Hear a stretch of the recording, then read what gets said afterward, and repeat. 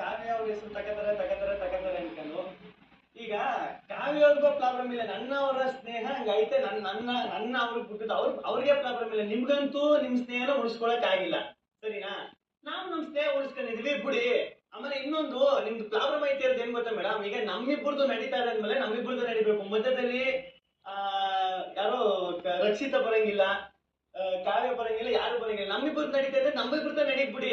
Problem ಐತಿ ಇರೋದು ಅಲ್ಲಿ ಅಲ್ವಾ? ಆಮೇಲೆ ಇನ್ನೊಂದೇನೋ ಹೇಳಿದ್ರಿ, ಗುಂಪುಗಾರಿಕೆ ಅಂತ. ಮೇಡಮ್, ಬಂದಾಗಿಂದ ಯಾರು ಗುಂಪುಗಾರಿಕೆ ಮಾಡ್ತಾವ್ರೆ?